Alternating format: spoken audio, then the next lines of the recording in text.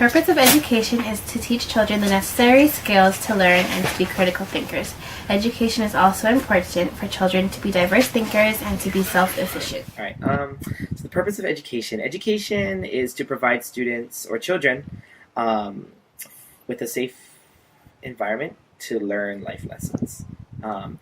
School is a place where students will learn how to develop socially, emotionally, mentally, and physically in a way that promotes healthy growth.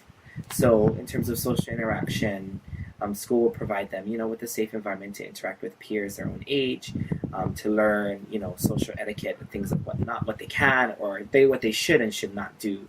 And then emotionally, how to handle tough situations, how to deal with challenges, and how to approach problems through a variety of ways that takes into consideration not only their needs but the needs of others as well. And of course, mentally, by teaching our students about critical thinking, teaching our students how to take a look to look at a problem and what are the different ways that I can approach this one problem. And not so much about memorizing all the different facts and the different contents, but to be able to understand how all of that stuff relates to their lives and relates to them on a personal level, and to see how important it is that we make all of these connections. So that's the purpose of education.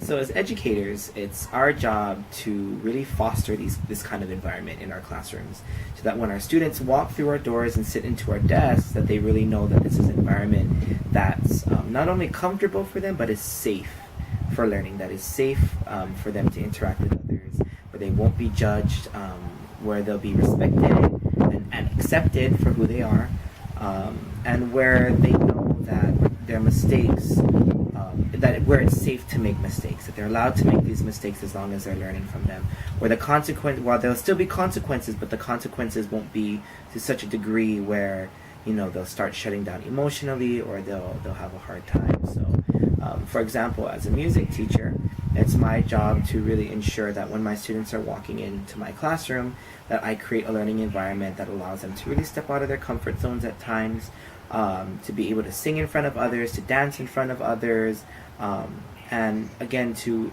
gain an appreciation for the content that I'm giving, the music that we're learning, and how that relates to them on an everyday, because music is all around us.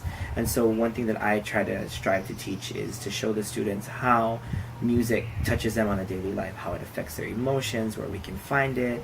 It's in our movies, in our TVs, in our commercials, on the radio, and now it's so accessible via the computer and via the internet.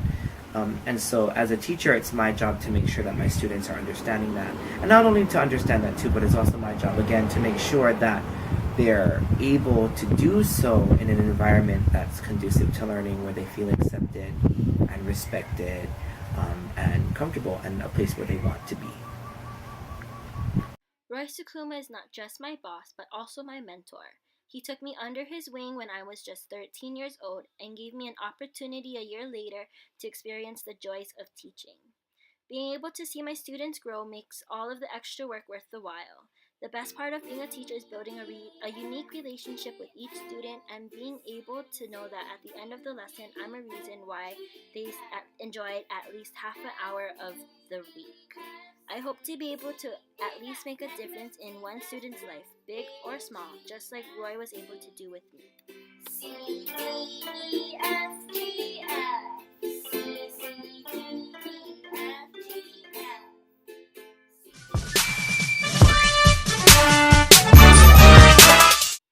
Formal curriculum is intentionally taught and is by the book or required, such as math, science, English, or social studies. Informal curriculum is not part of the lesson plan and is probably unintentionally taught. For me, it was self-confidence. Before, I was this shy girl in school who never really spoke unless I was told to. Eventually, I learned to not be afraid to voice my own opinions and ask questions when I'm not sure of the answer or what's expected of me. No curriculum is not taught in schools, and it's probably because it's controversial, expensive, or there's not enough time to teach it in the day. For me, it's money management. Now, being a college student with my own jobs and my own money to spend, I'm not quite sure how to budget my money, and it's taken me a long time to learn how to do so. Extracurriculum gives students an opportunity to expand upon their educational experiences. I was in leadership. It gave me a chance to voice my opinions for my school, and it taught me how to become a leader.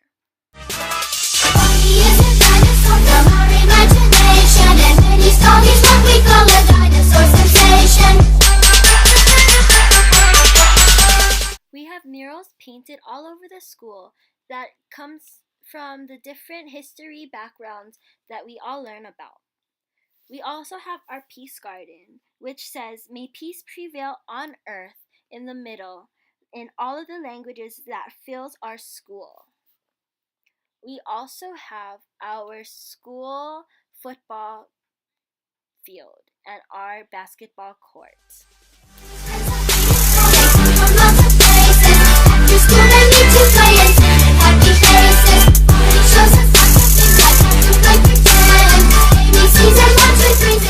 One of our traditions is our homecoming assembly, where we're able to show off our class's banner and skit to the entire school.